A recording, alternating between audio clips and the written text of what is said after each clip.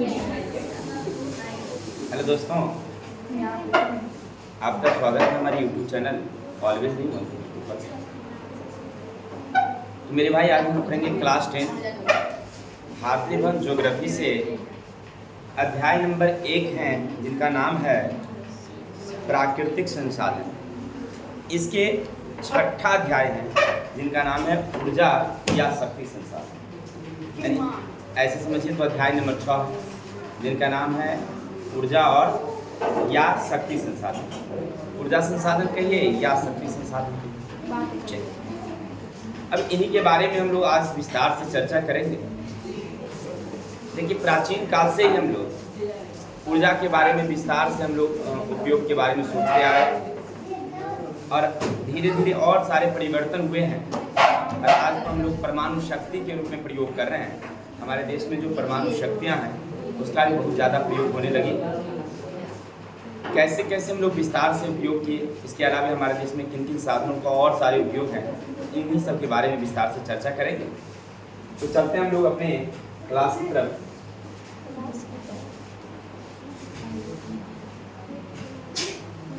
सुनेंगे इस वीडियो में, यानी आज हम लोग इस अध्याय में क्या क्या पढ़ने वाले हैं, हम लोग से ध्यान देंगे। ऊर्जा संसाधन का महत्व, यानी हमारे जीवन में ऊर्जा संसाधन का क्या महत्व है और इसके कितने प्रकार हैं। यानी ऊर्जा संसाधन जो हम लोग उपयोग करते हैं, उसे कितने भागों में बांटा गया है। ऊर्जा के परंपरागत स्रोत कौन कौन से हैं, कोयला और पेट्रोलियम के निर्माण और प्रादेशिक विवरण।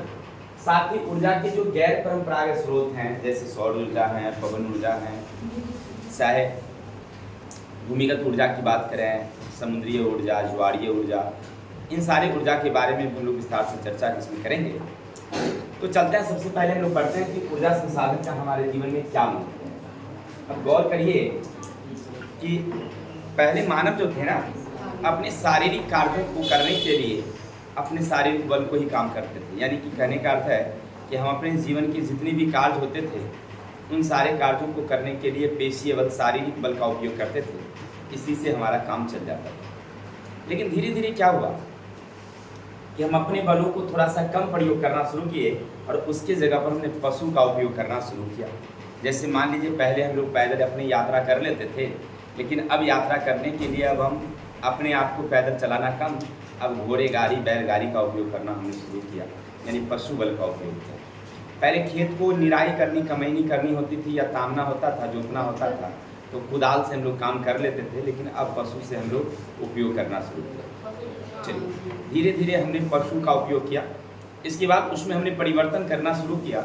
और सबसे पहले की बात करें अगर, तो एक व्यक्ति थे जिनका नाम था अलेक्जेंड्रा वोल्टा। उन्होंने वोल्टीय सेल का खोज किया, और जैसे वोल्टीय सेल का खोज किया था, तो हमने अब विद्युत ऊर्जा का उपयोग करना शुरू किया। अब विद्युत ऊर्जा जैसे उपयोग किया, लेकिन एक चीज़ उसमें कमी थी कि उसमें हम सीमित मात्रा ही उपयोग कर पाते थे। जैसे अभी बैटरी है ना, तो बैटरी से सब कुछ नहीं चलाई जा सकती है, उसका सीमित रूप था, क्योंकि उन्होंने शुष्क सेल का उपयोग किया था, और उससे छोटी छोटी वस्तुएं ही चलती थी। लेकिन परिवर्तन तो तब मज़ा आया जब एक व्यक्ति थे जिनका नाम था माइकल फैराडे।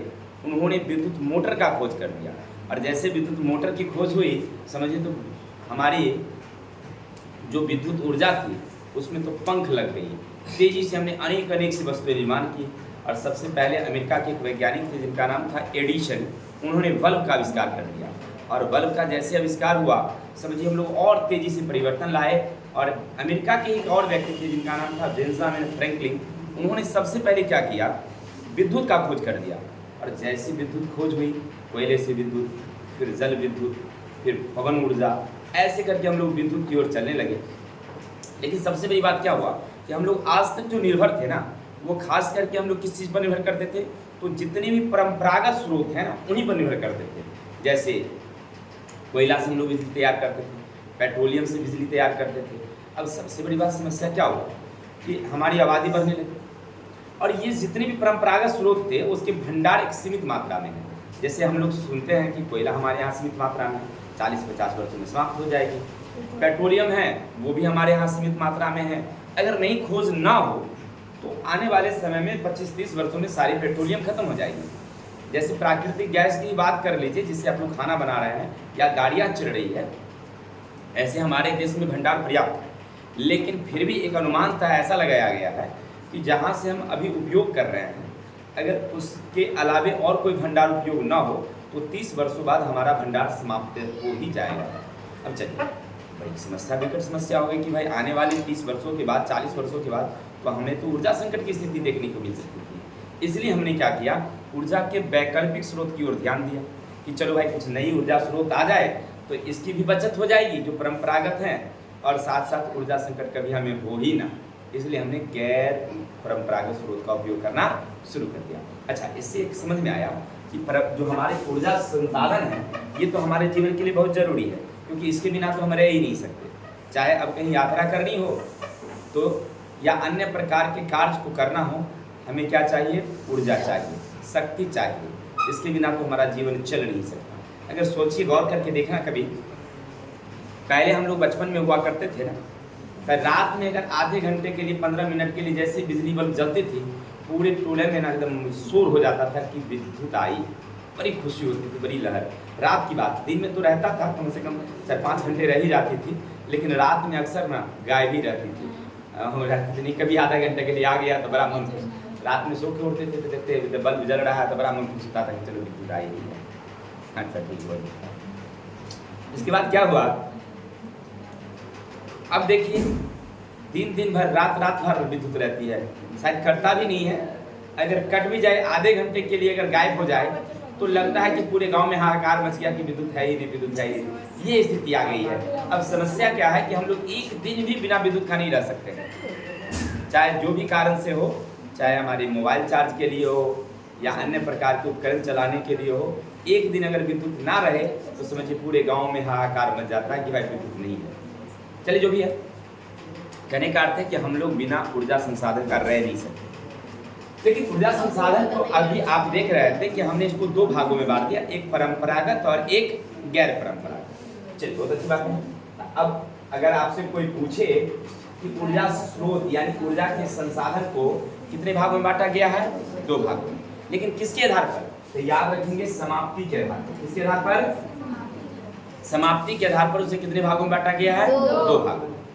एक है जिसको हम लोग अनवीकरणीय कहिए या परंपरागत कहिए। परंपरागत का मतलब होता है जिसका उपयोग हम लोग प्राचीन काल से पहले से करते आ रहे हैं, तो उसको कहते हैं परंपरागत। और वही है अनवीकरणीय, क्योंकि उसका चक्रण नहीं है, ठीक है, जैसे कोयला है, पेट्रोलियम है। और एक चीज़ और याद रखिएगा, इसी संसाधन को हम लोग प्राथमिक संसाधन भी कहते हैं। जैसे अब देखिए, वो चीज़ प्रकृति से आप लिए और उसका सीधा उपयोग कर रहे हैं तो वो हमारे लिए क्या हो गया, प्राकृतिक संसाधन। जैसे कोयला है हमारे लिए, वो प्रकृति से हमें सीधे निकालते हैं, हम लोग उसका उपयोग करते हैं, तो वो हमारे लिए प्राकृतिक संसाधन है। जैसे हमारे लिए पेट्रोलियम है, पेट्रोलियम याद रखेंगे, वो हमारे लिए क्या है, प्राकृतिक संसाधन है, कोई दिक्कत। लेकिन अगर इसी प्राकृतिक संसाधन को, ये जो प्राकृतिक संसाधन जो पृथ्वी से निकाले तो वह प्राथमिक कहलाएगी। याद रखिएगा, आपसे पूछ सकता है ऑब्जेक्टिव में, कोयला प्राथमिक संसाधन है, द्वितीयक है, दोनों हैं, कोई नहीं। प्राथमिक है क्योंकि हम लोग प्रकृति से लेते हैं, पहले उपयोग सीधे कर लेते हैं। लेकिन इसी कोयला से हम लोग बिजली बना लेते हैं, इसी कोयला से हम लोग और अन्य चीज़ बना सकते हैं, जैसे चारकोल हो गया, कोक हो गया। तो ये क्या है, द्वितीयक है, तब वो क्या हो जाएगा, द्वितीयक हो जाएगा। जैसे आप लोग सुने होंगे, कोयले के भंजन आसवन से चारकोल या कोक की प्राप्ति होती है। कोयला से ही बनता है, लेकिन कोक एक अलग चीज हो गई और कोयला एक अलग चीज। तब कोयला हो गया प्राथमिक और कोक हो गया द्वितीयक। कोयला से ही बिजली बनती है, जैसे हम लोगों के यहाँ जो बिजली आती है वो किससे बनती है, कोयला से बनती है। तब ये जो विद्युत हो गई ना, कोयला का ही उपयोग है, लेकिन ताप विद्युत क्या हो गया, द्वितीयक संसाधन हो गया, न कि प्राथमिक। कोई दिक्कत, यानी परंपरागत को कितने भागों में बांट दिया गया, फिर से 2 भागों में। कौन कौन, प्राथमिक संसाधन और द्वितीयक। अब देखिए, जैसे हमारे बिहार के प्रमुख ताप विद्युत केंद्र हैं, याद रखिएगा, बरौनी यानी बेगूसराय में है, कांटे मुजफ्फरपुर में है तथा कहलगांव भागलपुर में है। ये पूछता है ऑब्जेक्टिव में, याद रखेंगे हमारे बिहार में कितने ताप विद्युत केंद्र हैं, 3। कौन कौन, तो याद रखेंगे, बरौनी, बेगूसराय, कांटी मुजफ्फरपुर और कहलगांव भागलपुर में है।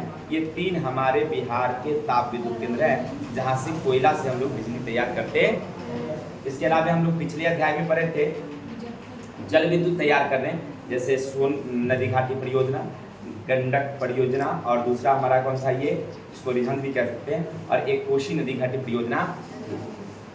आगे तक पेट्रोलियम के प्रमुख उत्पादक क्षेत्र हैं डिगबोई असम, अंकलेश्वर गुजरात और मुंबई है।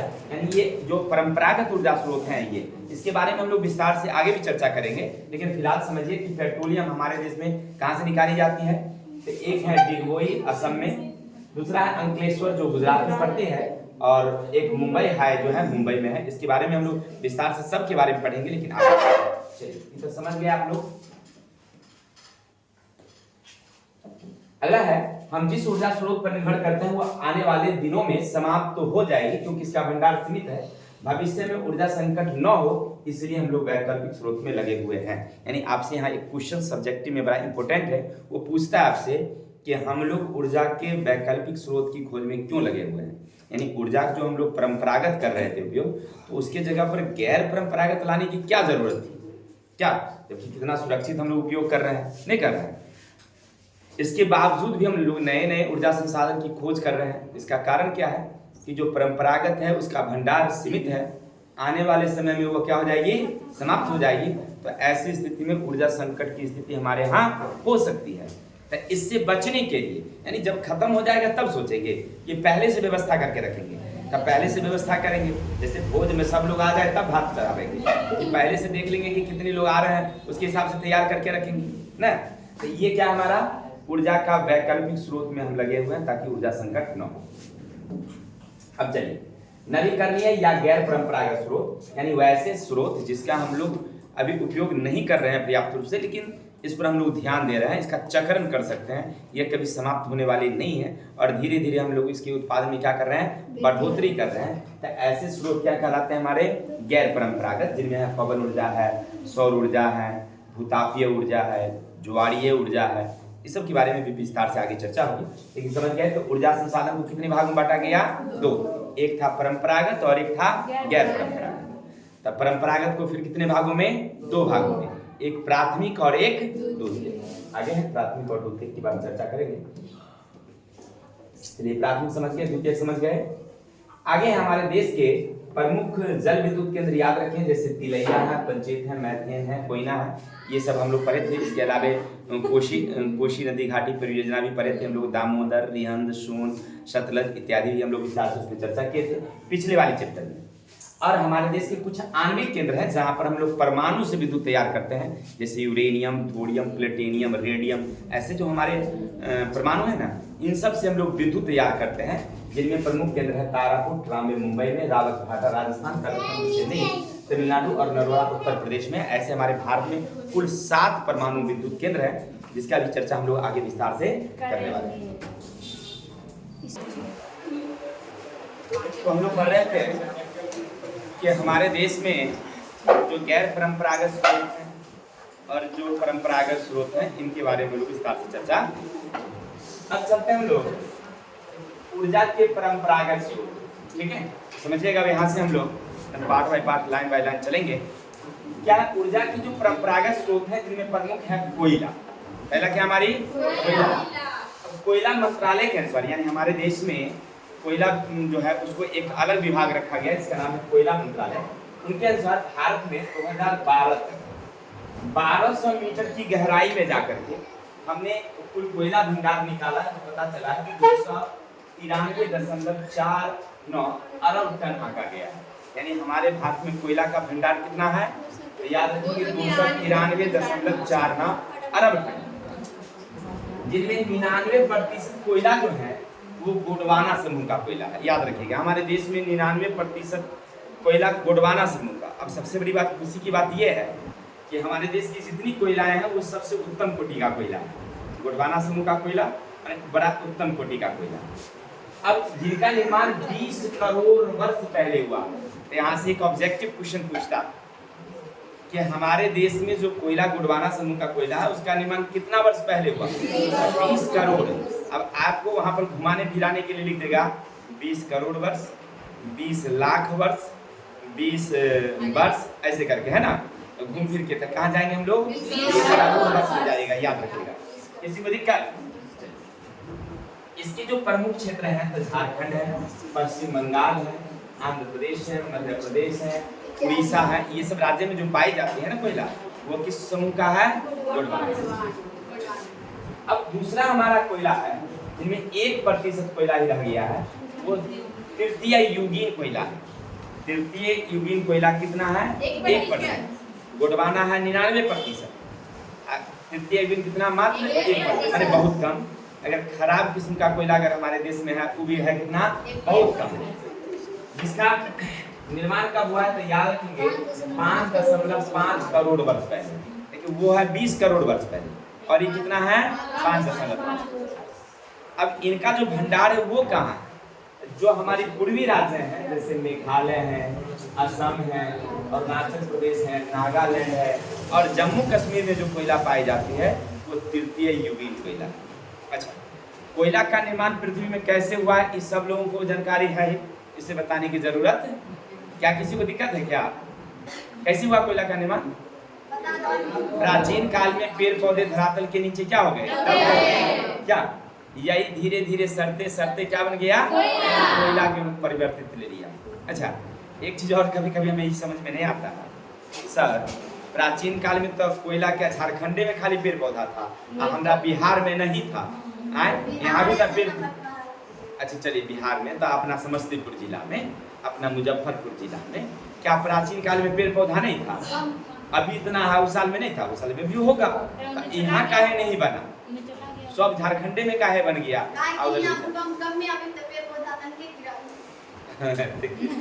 बहुत अच्छी बात है, दिमाग लगाई। देखिए इसमें भी एक प्राकृतिक कारण है। देखिए क्या होती है ना कि धरातल में कंपन होती है ना, हलचल। धरातल की जो सतहें हैं ना वो एक जगह से दूसरी जगह खिसक जाती हैं। तो वो जो कोयला हुआ ना वो एक जगह से दूसरी जगह खुसक खुसक के चल गया, ठीक है ना, भाग गया। नहीं समझ में आएगा? जैसे अभी देखिए हमारा घर बहुत अच्छा घर, कोई दिक्कत धरती में कुछ पाया नहीं गया, लेकिन क्या होगा ना, हमारा भाग्य बड़ा तेज होगा ना। भाग्य जब तेज होगा तो क्या होगा कि उधर सोना वाला खान जो है ना वो भूकंप आएगा ना तो हम आपके घर में नीचे चलाएंगे। जैसे खंती मारेंगे कि उसमें से खाली सोना निकलेगा। सब लोग बताएंगे क्या चुपे चुपे निकालेंगे, बात नहीं करेंगे। अब कोयला का निर्माण समझ गए कैसे हुआ? पेड़ पौधे के अपघटन से, ठीक है, सड़ने गलने से।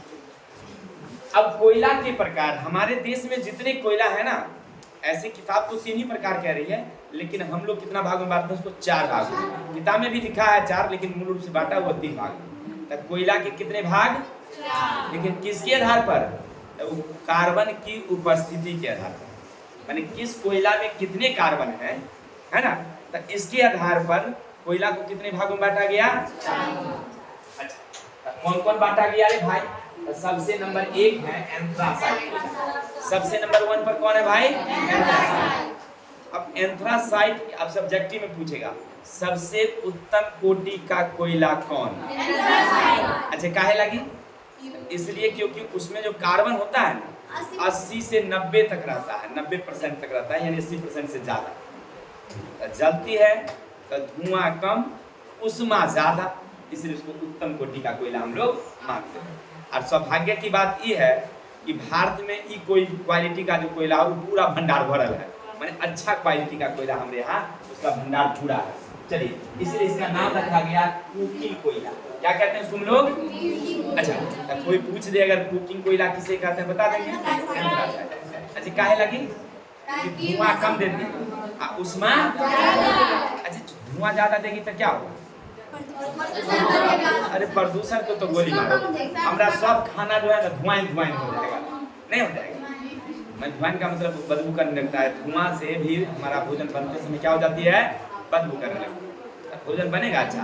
तब कुकिंग कोयला का मतलब हुआ कि एकदम आराम और बनेगी। जैसे भोज वाला कोयला हो, हमको उतना पहले बुझने नहीं आता था, हमारे पिताजी का देहांत हुआ था ना, तो हमको भेजा गया था सामान खरीदने के लिए बाजार से, क्योंकि भाई जी थोड़ा सा ना होता है आग दिए थे तो नहीं गए थे, हमको भेजे गए।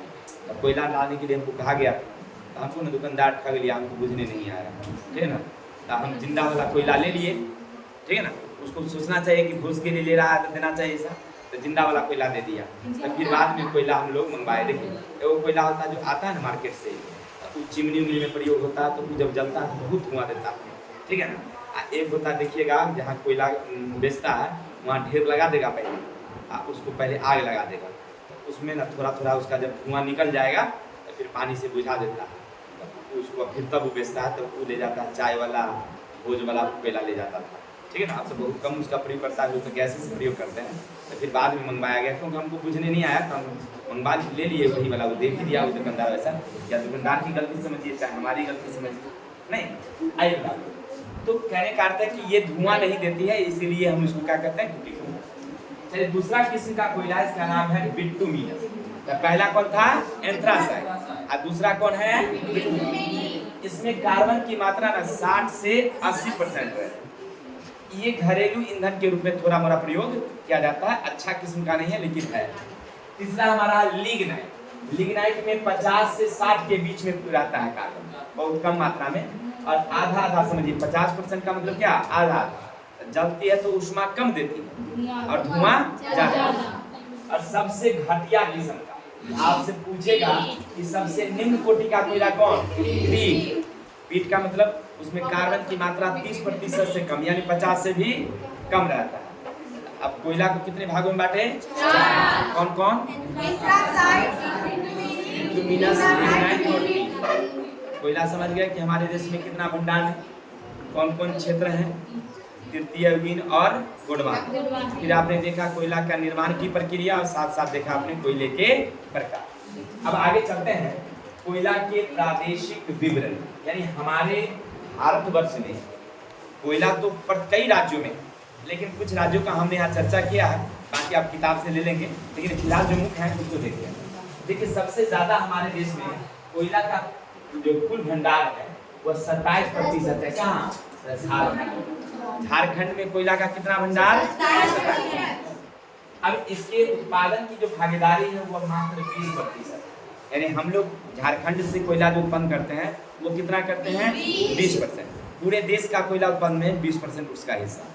चलिए इसके प्रमुख धातु निष्कासन में इसका उपयोग किया जाता है, यानी क्योंकि झारखंड वाला जो कोयला है कौन किस्म का है, गोंडवाना समूह।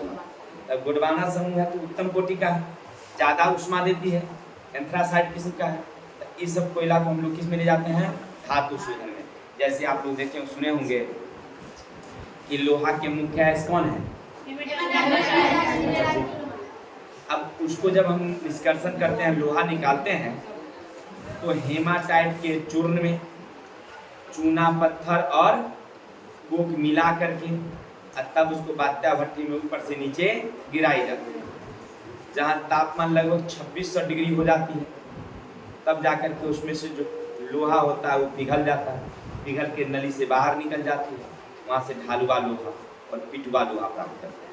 इसका मतलब समझ गए होंगे, कोयला के शोधन में, वो लोहा के शोधन में किसकी जरूरत होती है, कोयला की जरूरत होती है। इसी तरह सीमेंट निर्माण में भी प्रयोग होता है। कोयला का कई प्रयोग है, लेकिन फिलहाल हम लोग झारखंड से जो कोयला निकालते हैं वो मूल रूप से कहाँ भेजते हैं उसको, धातु के निष्कर्षण। कोई दिक्कत, तो हम लोग पहला देख रहे थे हमारे भारत में कोयला के जो प्रमुख क्षेत्र हैं। चलिए भाई, तो हम लोग झारखंड के बारे में पढ़ रहे थे कि झारखंड में जो कोयला है वो कितना था, 27% उसका भंडार है, यानी देश के कुल जो भंडार है उसका 27% झारखंड में। उत्पादन में कितनी भागीदारी, 20। हम जो कोयला उत्पन्न करते हैं वो ज्यादा करके कहाँ भेजते हैं उसको।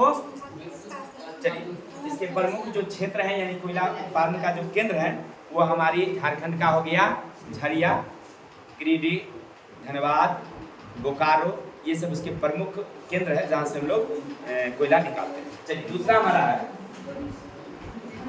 छत्तीसगढ़। दूसरा हमारा क्या है, ध्यान दीजिएगा, यह देश के कोयला उत्पादन में प्रथम स्थान रखता है। अब देखिए अगर आपसे कोई पूछे कि भारत में सबसे ज्यादा कोयला किन राज्य से निकाली जाती है, झारखंड ना है, याद रखेंगे कौन है। अच्छा रेड रंग से रंग दिया तो समझ ही गए होंगे कि इंपोर्टेंस है। अच्छा, यहाँ से 21% उत्पादन हो। अब गौर करें, पीछे चलिए। झारखंड से कितनी भागीदारी? 30। यहाँ से कितनी भागीदारी? लेकिन भंडारण कितना है भाई? 17। झारखंड में है कितना प्रतिशत? 27% भंडारण है, उत्पादन हम करते हैं 20%। छत्तीसगढ़ में भंडारण है मात्र 17, लेकिन हमारी भागीदारी कितनी है? 21। माने भंडार कम है, उत्पादन ज्यादा। चलिए, भंडारण की दृष्टि इसका स्थान तीसरे नंबर पर। किसरे नंबर पर हम लोग हैं? नंबर 1 पर है झारखंड, दूसरे नंबर पर है उड़ीसा, और तीसरे नंबर पर आती है कौन?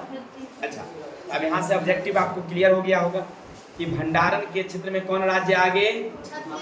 झारखंड। भंडारण में झारखंड, दूसरे नंबर पर उड़ीसा, तीसरे नंबर पर छत्तीसगढ़। क्लियर हो गया? उत्पन्न करने की बात करेंगे, मैंने जब लोग खुदाई करते हैं तो नंबर 1 पर है छत्तीसगढ़, और 2 नंबर पर हो गया हमारा कौन? ये 2 नंबर पर आ जाएगा कौन? झारखंड, और 3 नंबर पर आ जाएगा उड़ीसा। चलिए आगे देखिए, तो इनके कुल जो हम लोग प्रमुख क्षेत्र हैं वो चिरमिरी है, उड़ीसा, यहाँ से हम लोग ऊपर करते हैं। देखिए झारखंड में कहाँ? झारखंड में गिरिडीह, धनबाद, बोकारो, झरिया। लेकिन छत्तीसगढ़ में कौन कौन? चिरमिरी और उड़ीसा। अब चलते हैं उड़ीसा की बात। यह देश का 24% भंडारण है। झारखंड में 27, उड़ीसा में 24, और छत्तीसगढ़ में कितना? 17। उत्पादन में नंबर 1 पर छत्तीसगढ़ 21%, झारखंड 20%, और उड़ीसा करते हैं 19.5%। हो गया? उच्च कोटि का कोयला नहीं है, इसका प्रमुख क्षेत्र है तालचर, यानी उड़ीसा में जो कोयला है वो उतना उत्तम कोटि का नहीं है। अब चलिए, इतना समझ गया कोयला की बात। ध्यान देंगे थोड़ा सा इसके बारे में और थोड़ा विस्तार से चर्चा हो जाए। कहते हैं कि स्वतंत्रता प्राप्ति के बाद भारत के सभी कोयला क्षेत्रों को राष्ट्रीयकरण किया गया। यानी कोयला जो हम लोग उत्पन्न करते थे तो पुराने तरीके से उत्पन्न करते थे। पुरानी सब कंपनियां थी जो अंग्रेजी जमाने में वो बर्बादी बहुत ज़्यादा करती थी, निकालती खनन जो होती थी तो उसमें बर्बादी ज़्यादा, कोई आधुनिक मशीनें नहीं लगी हुई थी। जब देश हमारा आज़ाद हुआ तो भारत सरकार ने क्या किया, उसको एक मंत्रालय बनाया, कोयला मंत्रालय, और उसका राष्ट्रीयकरण कर दिया। जिसके बाद मजदूरों का शोषण से बचाया गया तथा आधुनिक यंत्र से उत्पादन शुरू किया गया, जिससे बर्बादी को रोका गया। समझ में आएगा? जब भारत सरकार मतलब जब हमारा देश आज़ाद हुआ तो भारत सरकार उसको अपने अंडर ले लिया और उसका एक अलग मंत्रालय बनाया जिसका नाम रखा कोयला मंत्रालय। सारे खान को जितना उस समय ज्ञात था उस समय सबका राष्ट्रीयकरण कर दिया। फिर आधुनिक मशीनें लगाई गई ताकि उत्पादन करने में क्या हो, आसानी हो, और साथ साथ में उसमें जो मजदूर है उसका शोषण ना हो। मजदूरों को लिमिटेड बनाया गया, यानी कहने का अर्थ उसको एक समझिए नौकरी दी गई ताकि उसका शोषण नहीं होगा। काम करने के घंटे निश्चित किए गए, उसके वेतन निश्चित किए गए, साथ और बर्बादी न हो इसका भी पूरा ध्यान रखा गया। जल जमाव की मुख्य समस्या है निकासी में अधिक। देखिए खास करके हमारे देश में जो है ना एक समस्या है कि कितनी गहराई में हम लोग जाते हैं, अभी 1200 मीटर नीचे गहराई में जाते हैं और तब वहाँ से हम लोग कोयला निकालते हैं। अब स्वाभाविक सी बात है कि इतना नीचे जाइएगा तो पानी तो आएगी उसमें ना, तो उसमें जल जमाव की एक समस्या है जिसको निकालने में कठिनाइयाँ हो रही है हमारे यहाँ। हमारे पास अभी भी उतनी आधुनिक मशीनें नहीं है जिससे हम उसको रोक सकें, लेकिन फिलहाल समस्या है। चलिए 1951 में कोयला उत्पादन हमारी कितनी थी समझेगा, 3.5 करोड़ टन। यानी जब देश हमारा आजाद हुआ था उस समय हम लोग कोयला कितना उत्पन्न करते थे, मात्र 3.5। यानी ज़्यादा हमें बिजली की जरूरत नहीं थी या हमारा देश में उतना ऊर्जा संसाधन का उपयोग नहीं हो रहा था। लेकिन 2000 ईस्वी में 30 करोड़ टन हो गया। अब देखिए 3 के जगह पर कितना हो गया, 30 हो गया। मात्र 50 वर्षों में, यानी 51 से 2000 कितना वर्ष हो गया, 50 से 49 वर्ष की 50 वर्षों में समझिए कि हमारी उत्पादन कितना गुना बढ़ गई, 10 गुना बढ़ गई। 3 करोड़ से हम हो गए 30 करोड़। इसके अलावा 2007 और 2009 में इसके उत्पादन में और वृद्धि हुई, 45 करोड़ टन हो गए। अब समझिए गौर करिए 2000 से 2007 यानी 7 वर्षों में ही हम लोग कितना गुना बढ़ गए, इसके 1.5 गुना बढ़ गए। 30 से 45 1.5 गुना नहीं, यानी कि उत्पादन हमारी क्या हो गई, बहुत ज्यादा बढ़ी है। माने जैसे जैसे हम लोग आधुनिक युग में आ रहे हैं ऊर्जा हम लोगों को ज्यादा उपयोग चाहिए, ज्यादा हम लोग खोज रहे हैं ऊर्जा का, और इसके लिए हम लोग कोयला का उत्पादन को क्या कर दिया, बढ़ा दिया। अब देखिए 2014 में कितना हो गया, 56। अब देखिए भाई 51 से 14, पहले 2000 पर ध्यान दें, फिर 14 में ध्यान दें, मात्र 14 वर्ष का डिफरेंस है और इसके हम लोग करीब पहुंच गए, दुगुना के करीब नहीं पहुंच गए।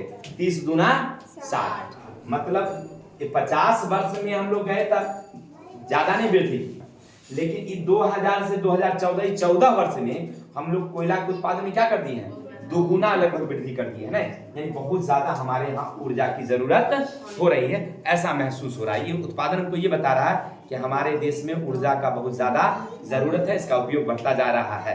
क्लियर।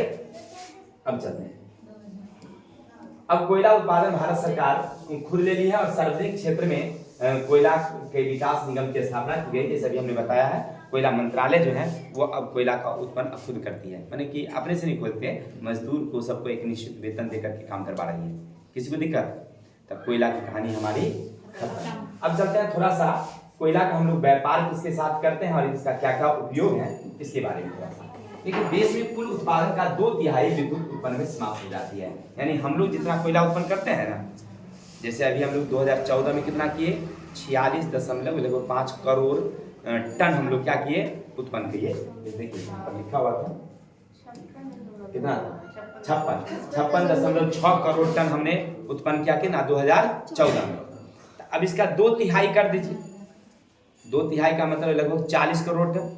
40 करोड़ टन लगभग एक आंकड़ा दे रहे हैं, थोड़ा सा कम होगा, 38 या 37 होगा। इतना करोड़ टन हम लोग किसमें उत्पन्न कर देते हैं, तब विद्युत बनाने में, यानी कोयला का सबसे प्रमुख उपयोग कहाँ चला गया, विद्युत। इसके अलावे लोहा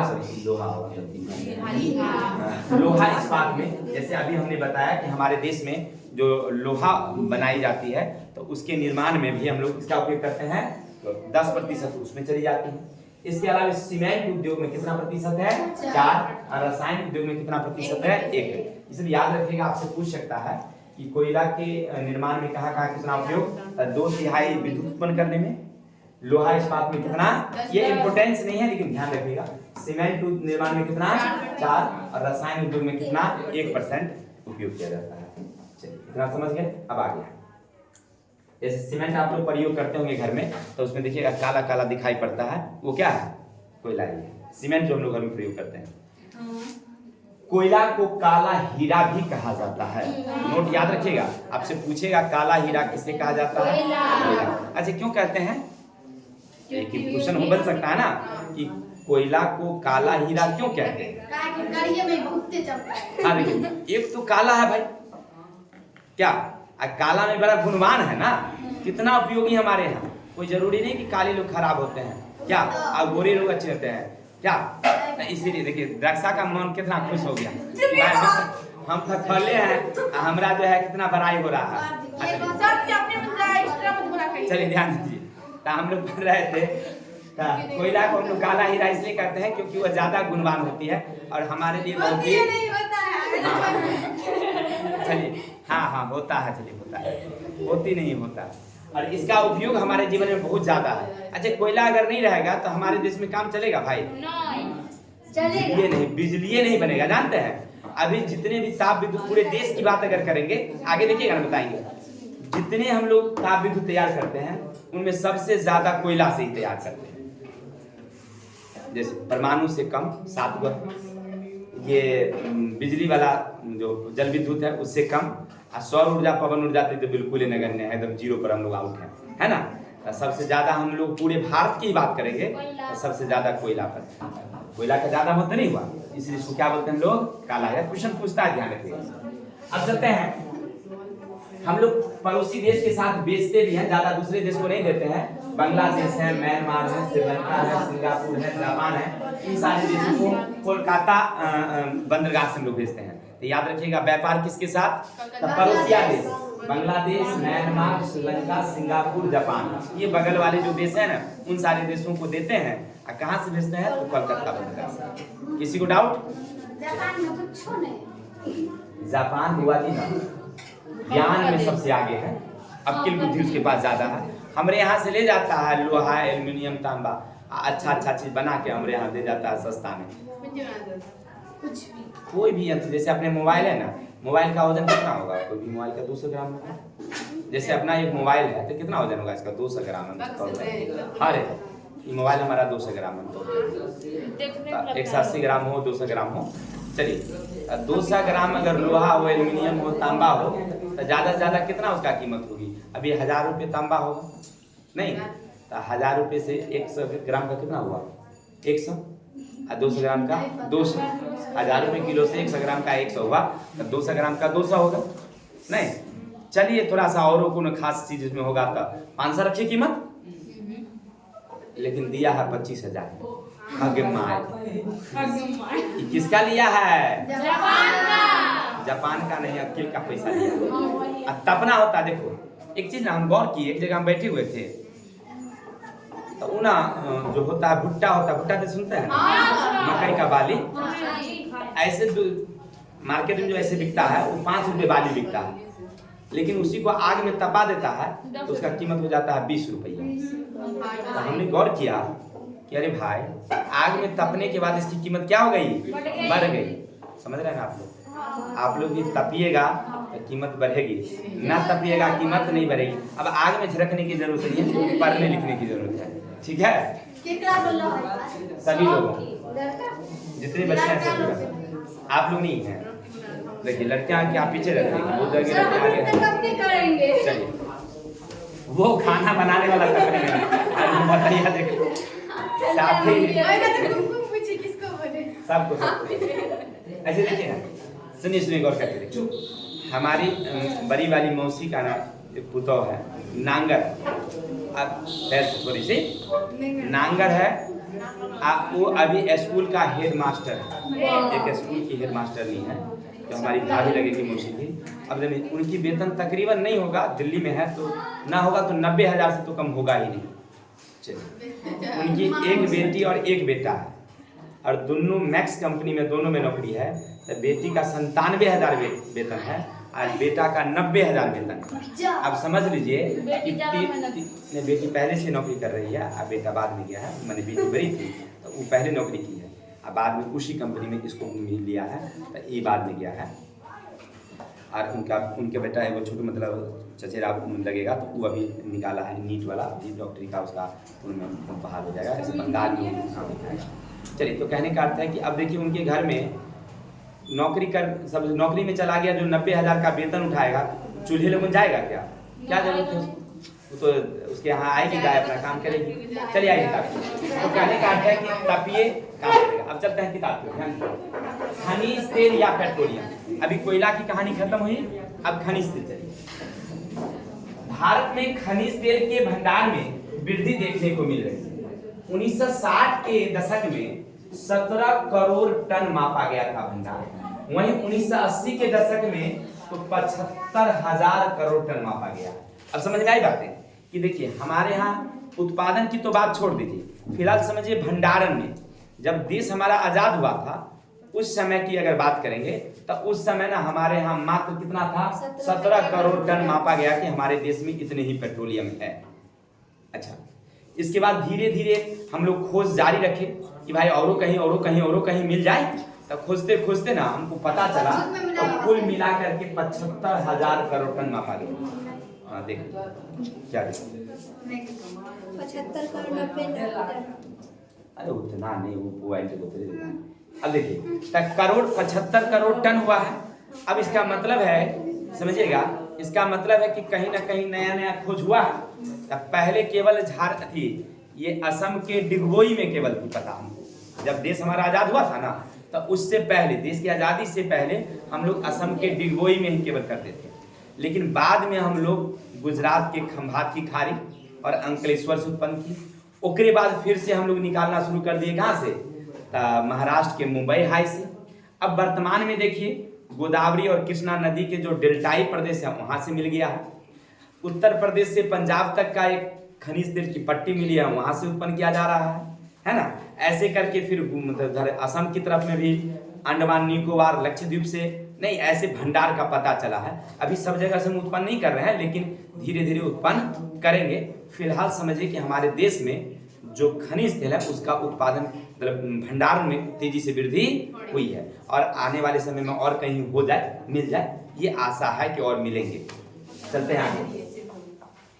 यह अवसादी चट्टान में पाई जाती है। एक ऑब्जेक्टिव ध्यान रखिएगा, आपसे खनिज तेल की बात करें चाहे कोयला की बात करें, वो कहाँ मिलते हैं? इस चट्टानों में, अवसादी चट्टान।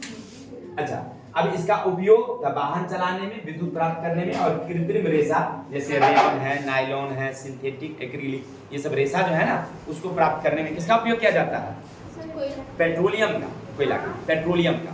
जो हम लोग ये कपड़ा पहनते हैं ना, कपड़ा एक तो सूती कपड़ा समझ गए तो कपास से बनती है, ऊनी कपड़ा तो समझ गए कि हम लोग पशु से प्राप्त कर लेते हैं, लेकिन इसके अलावे जो कृत्रिम रेशा है जिसमें rayon, nylon, synthetic, acrylic, polyester, ये सब सुनते हैं ना नाम, ये सब किससे बनती है?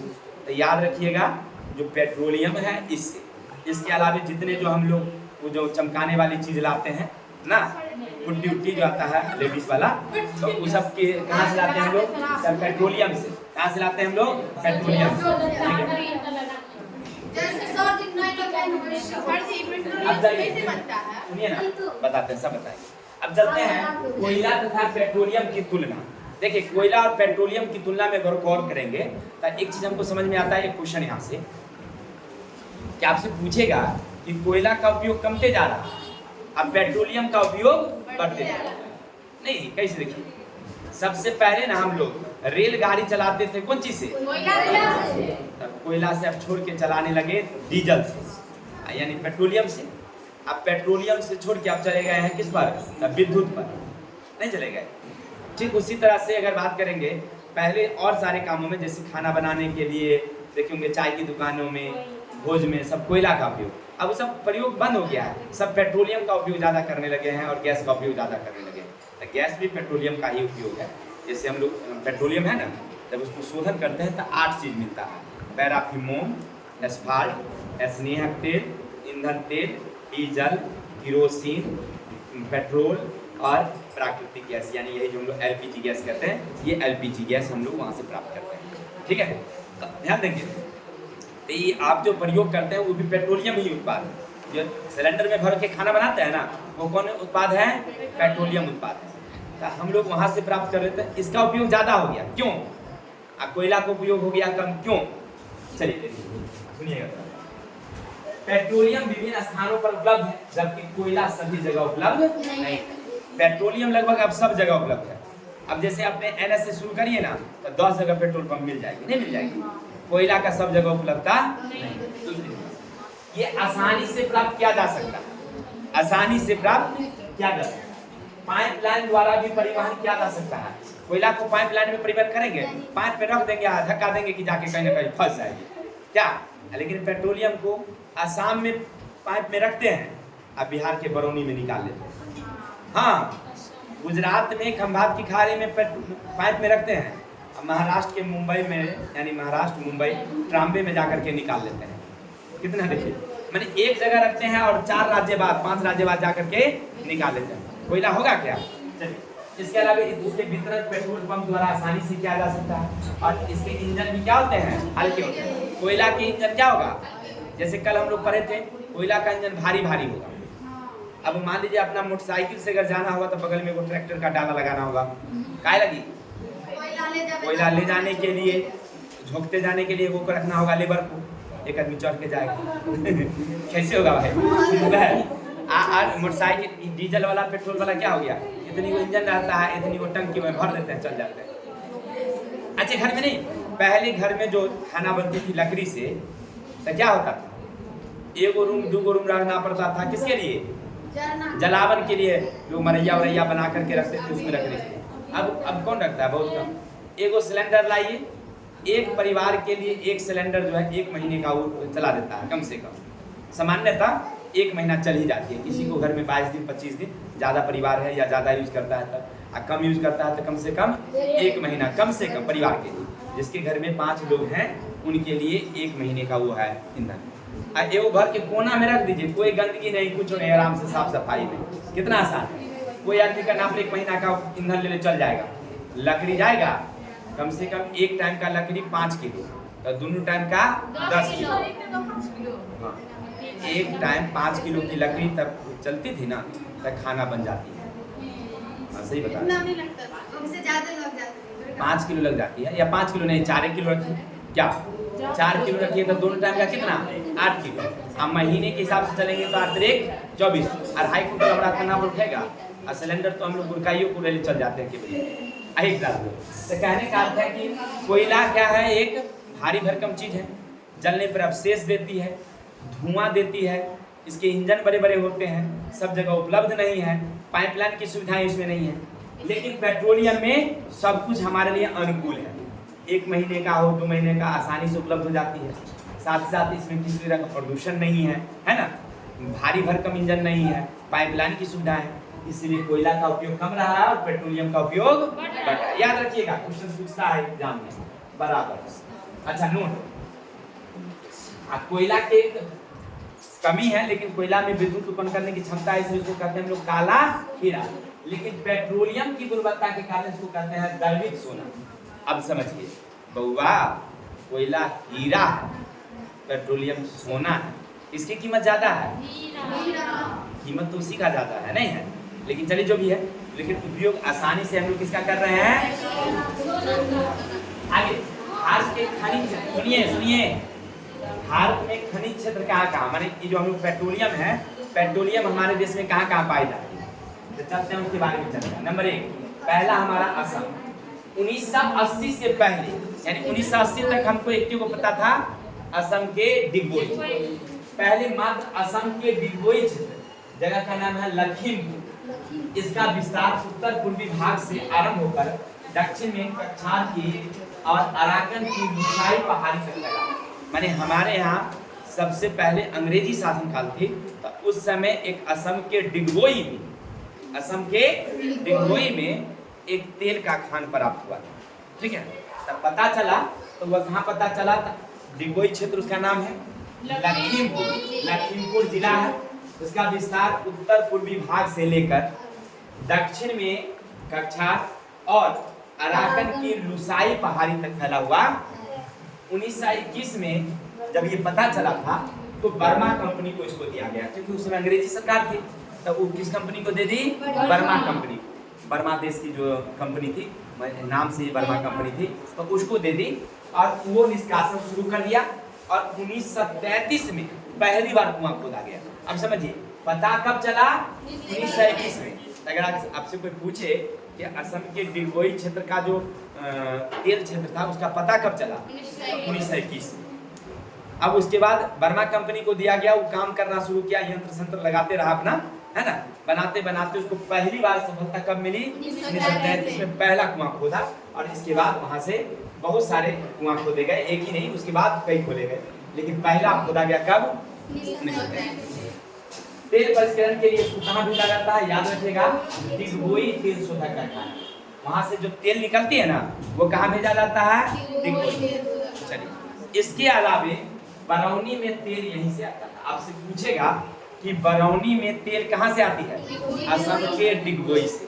ऑप्शन रहेगा, बरौनी में तेल कहाँ से आती है, डिगबोई, महाराष्ट्र के मुंबई हाई, खंभात की खाड़ी, सभी। तो क्या लिखेंगे, डिगबोई से आता है, याद रखिए।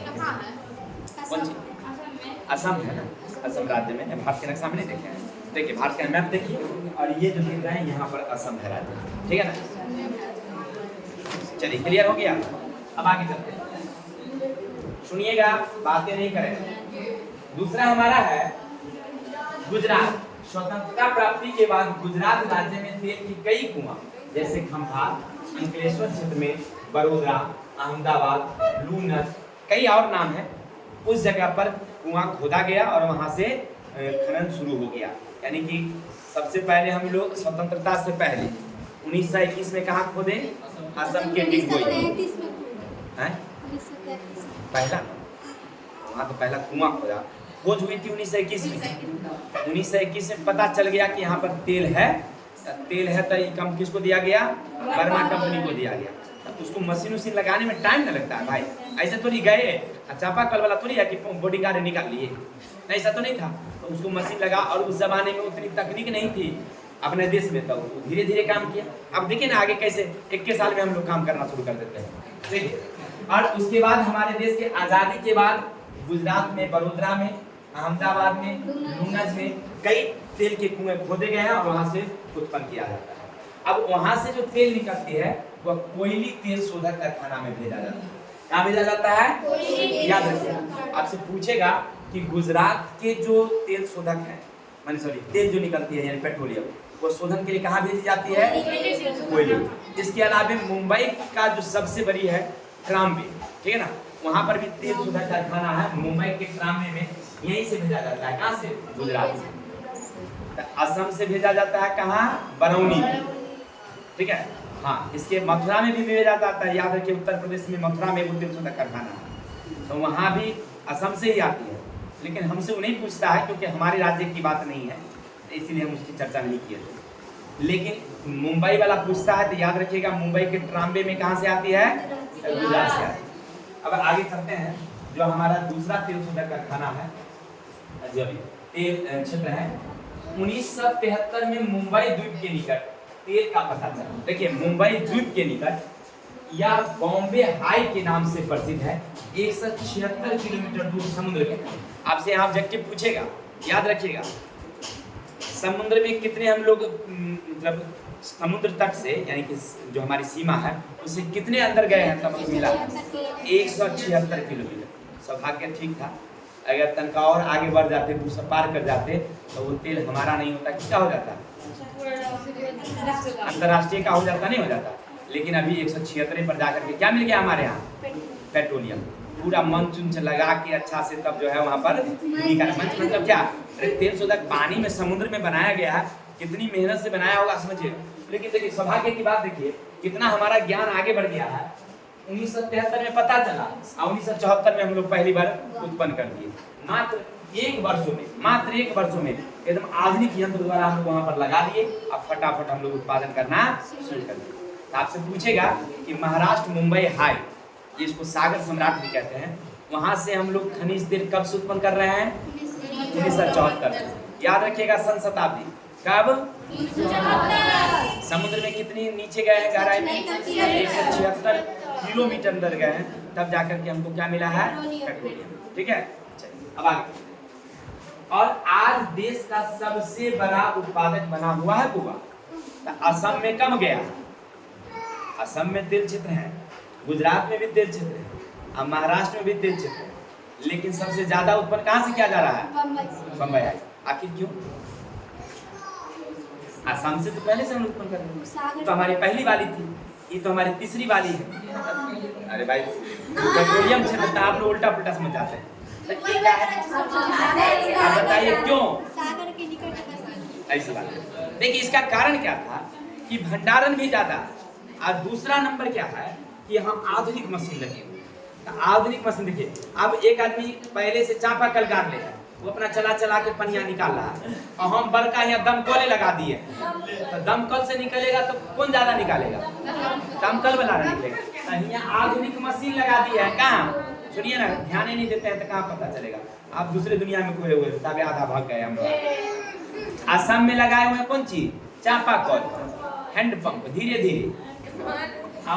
मुंबई में लगा दिए कौन? दमकल वाला, एक बम बमा के दे रहा है। माने आधुनिक मशीन यहाँ लगी हुई है, इसलिए मुंबई हाई ज्यादा उत्पन्न करती है। असम में पुरानी तकनीक का मशीनें हैं, इसलिए उत्पादन वो कम करती है। क्वेश्चन पूछता है, याद रखेंगे आप, आपसे पूछेगा कि असम में खनिज तेल का उत्पादन घटता जा रहा है, मुंबई में खनिज तेल का उत्पादन बढ़ता जा रहा है, क्यों? सीधी सी बात है कि यहाँ पर आधुनिक तकनीक मशीन लगी हुई है, उत्पादन क्षमता यहाँ ज्यादा हो रही है, वहाँ पुरानी तकनीक का मशीन है, उत्पादन क्षमता उसकी कम। Any doubts? आगे चलो। लेकिन याद रखना हुआ रे, हमारे देश में कई तेल शोधक कारखाने हैं, जिनमें जामनगर तेल शोधक कारखाना विश्व का सबसे बड़ा। पूछेगा आपसे, विश्व का सबसे बड़ा तेल शोधक कारखाना। अब बिहार में तेल शोधक कारखाना बरौनी, अभी जस्ट बताया, बिहार वाला पूछता है इसलिए रखे हुए थे बरौनी। ऐसे उत्तर प्रदेश वाला भी पूछता है मथुरा, और ज्यादा नहीं पूछता है। मुंबई यार वाला नहीं पूछता है जल्दी, मुंबई में कहाँ था? ट्राम्बे में, ये नहीं पूछता है। लेकिन बिहार में तेल शोधक कारखाना है तो बरौनी। उत्तर प्रदेश पड़ोसिया है, कराली रख दिया साथ में सटा के मथुरा में, याद रखिएगा। ठीक है, और सबसे बड़ा है इसलिए इसका भी नाम रखता है जामनगर। देखिए, हम जो ऑब्जेक्टिव बताते जा रहे हैं, क्लास को ध्यान से सुनिए, नोट्स करते जाइएगा, वो आपके लिए बीपीआई रहेगा। अगर अच्छे नंबर से पास करना है तो ये सारे आपको कंट्रोल में रखना होगा भाई, नहीं तो जयराम जी आप अपने घर। अब चलते हैं देश के प्रमुख तेल शोधक कारखाना, याद रखिएगा इसमें ट्राम्बे मुंबई, जामनगर गुजरात, मंगलूर कोच्चि में, दिग्बोई नूनमाटी असम में, बरौनी बिहार में, मथुरा उत्तर प्रदेश में, ऐसे करके और सारे हैं जिनमें देश में कुल कितने तेल शोधक कारखाने हुआ? 22। याद रखिएगा देश में कुल कितने तेल शोधक कारखाने? 22 तेल शोधक कारखाने। किसी को डाउट? कोयला की कहानी खत्म, अब पेट्रोलियम की भी थोड़ा सा कहानी खत्म। अब थोड़ा सा और बच गया, पेट्रोलियम को भी देखिए। 1951 में तेल के उत्पादन 3 लाख टन से कम। देखिए बाजी सुनिएगा, 1951 में कितना? 3 लाख टन। अच्छा, अब कोयला भी कितना था? 3 करोड़ टन। ध्यान रखियो, कोयला कितना? 3 करोड़ टन। अब पेट्रोलियम कितना? 3 लाख टन। आगे बढ़ते हैं।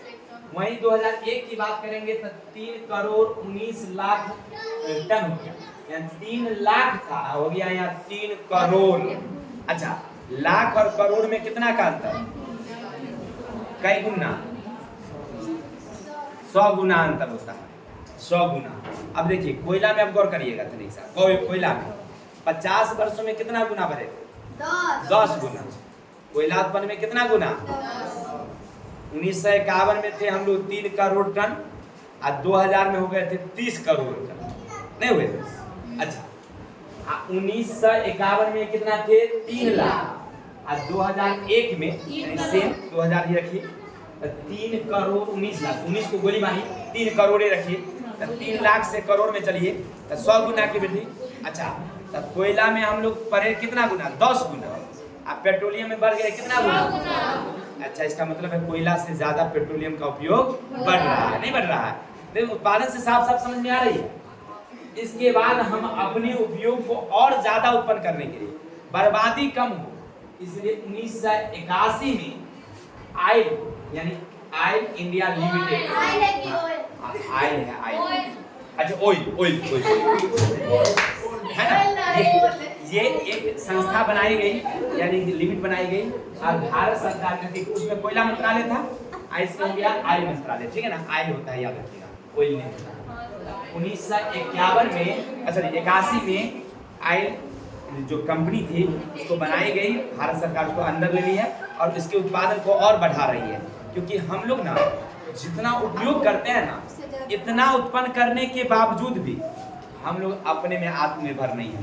एकदम पशुओं नहीं हम लोग उत्पन्न करते हैं, सब खरीद के लाते हैं। कहाँ से? विदेश से, खाड़ी देशों से, ईरान, इराक, सऊदी से खरीद के लाते हैं। अच्छा, एक चीज और करिएगा, इतना रुपया हम उसको देते होंगे, नहीं खरीद के लाते होंगे तब, चाहे वहाँ भले 17 रुपये लीटर लाते हैं, वो अलग सी बात है। और क्या, ज्यादा महंगा थोड़ी है, 17 रुपये लीटर वहाँ से पेट्रोल लाते हैं, अपने यहाँ बेचते हैं हम लोग 105 रुपये। अच्छा, कहेगा सरकारी पैसा सब कहाँ से लगती है, और रोड जब बनाती है तब कहाँ से आता है? वहीं में से आता है। और जो बाबा सबको पेंशन देता है 1100, वो कहाँ से? टैक्स से कौन चीज होगा वो बताइए? टैक्स से कौन चीज होगा? कुछ होगा? कितना होगा? अच्छा, टैक्स से काम चल जाएगा क्या? अच्छा गौर करिए, हम मोटरसाइकिल लिए हुए हैं 2011 में, शायद मोटरसाइकिल लिए थे, 2011 से 25 हो गया, हमारा मोटरसाइकिल का डेटू खत्म हो गया। आज तक ना हमारा अपने नाम पर गाड़ी करवाए हैं, ना इंश्योरेंस करवाए हैं, ना प्रदूषण करवाए हैं। पुलिस वाला को देखते हैं तो इन्हें मैं घुमा को निकाल लेते हैं। अगर कहीं पकड़ा भी गए किसी तरह से बच जाते हैं, ईश्वर की दया से अभी तक अपने हाथों से कुछ नहीं हुआ अभी तक, अपने हाथों से। चलिए ध्यान से बताइए, जब हम 15 सालों से टैक्स नहीं दे रहे हैं, ऐसे बहुत सारे लोग होंगे नहीं, लेकिन रोड पर तो चल रहे हैं ना। आइए छोड़िए उनसे बात कर सकता है।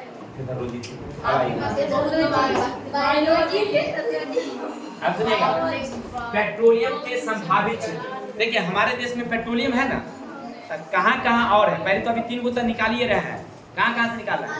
असम के, गुजरात के, महाराष्ट्र। इसके अलावा पेट्रोलियम के कुछ संभावित क्षेत्र देखिए, कृष्णा गोदावरी के मुहाने पर भारी तेल भंडार का पता चला है।